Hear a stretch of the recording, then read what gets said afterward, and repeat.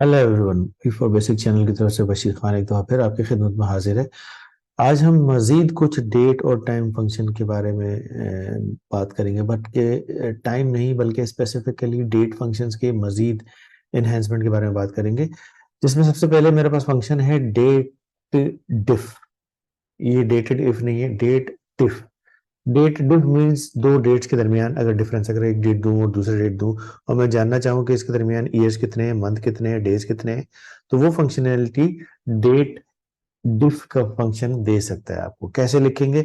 यहाँ देखें, दो डेट्स लिखी है, डेट वन डेट टू, इन दोनों के दरमियान मैं फर्क ढूंढूंगा और इसमें मैंने एक एरर भी छुपा के रखा हुआ है। देखिए, हम यहाँ लिखेंगे इक्वल्स टू और लिखेंगे डेट और उसके बाद DIF डिफरेंस, यानी कि डेट्स के दरमियान क्या डिफरेंस हो सकता है, ये फंक्शन हमें बताएगा।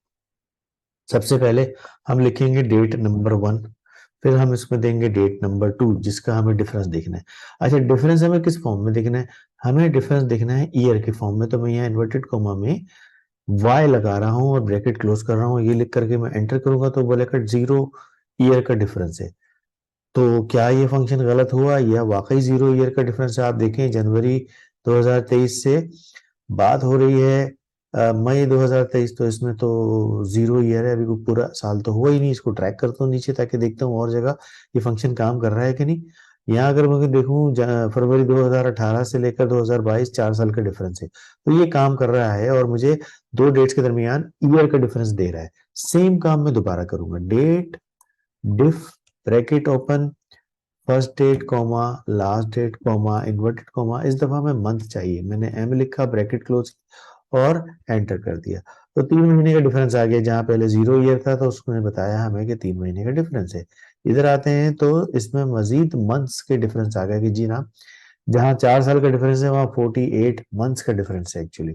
इसी तरह हम डेज के साथ भी यही काम कर सकते हैं। डेट डिफ ब्रैकेट ओपन, इसको डेट वन दीजिए, डेट टू दीजिए, कॉमा इसको डी लगाइए कि हमें डे में रिजल्ट चाहिए। तो ये बता रहा है कि टोटल 111 दिनों का डिफरेंस यहाँ है। ठीक है, अगर मैं डेट थोड़ी सी आगे बढ़ा दूं, इसको 28 कर देता हूँ और महीना वही रहने देता हूँ, तो आप देखिए कहाँ फर्क पड़ा।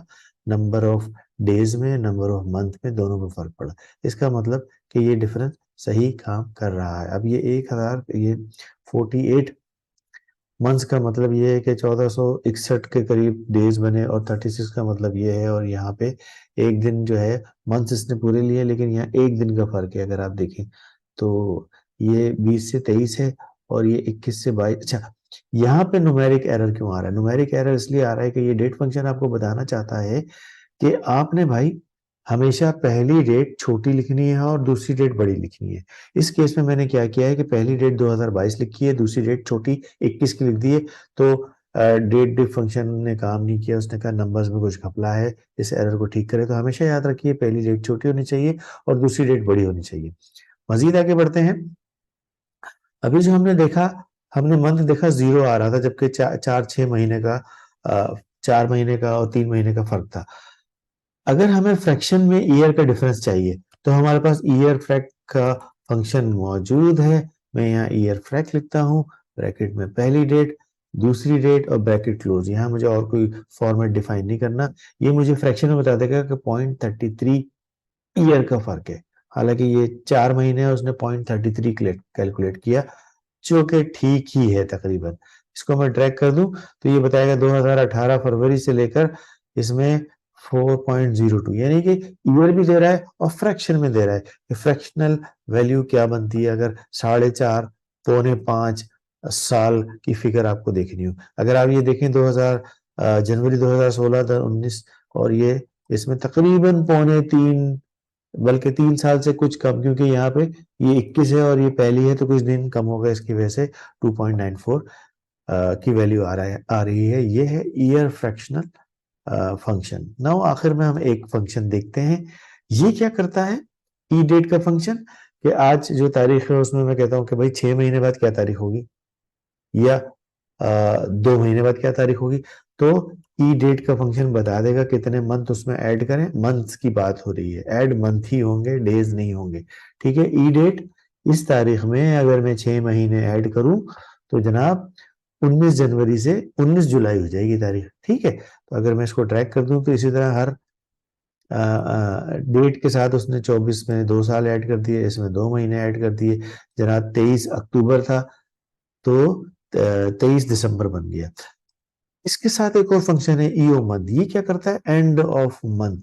आप सेम ई डेट वाला काम करेंगे, equals to EO month, bracket open, date दी और मंथ दिए, ठीक है। पहले वाले फंक्शन ने 6 महीने ऐड करके बता दिया, दूसरे वाले ईओ मंथ ने क्या किया कि ऐड भी किए, यानी कि जुलाई 19 तक गया, लेकिन जुलाई 19 की लास्ट डेट दी। कुछ ऐसी कैलकुलेशंस होती हैं कि हमें एंड ऑफ मंथ जरूर चाहिए होता है, तो हम इस तरह डेट ऐड करके, मंथ ऐड करके किसी डेट में उतने महीनों का, उसका आखिरी उस मंथ का क्या, यानी कि मैं बोलूँ आज से 6 महीने बाद मुझे जो है मंथ के आखिर में, जब भी 6 महीने कंप्लीट हो उस महीने के आखिर में मुझे कुछ पैसे चाहिए। तो इस किस्म की फंक्शनैलिटी को भी हम यहाँ एड्रेस कर सकते हैं। ये है जनाब डेट डिफ, ईयर ट्रैक, ई डेट और एंड ऑफ मंथ का फंक्शनैलिटी एक्सेल के अंदर। उम्मीद है आपने शायद आज भी इससे कुछ ना कुछ सीखा हो। तो प्लीज मेरी वीडियो को लाइक करिएगा और इस चैनल को जरूर सब्सक्राइब करिएगा। Thank you very much, take care, bye bye.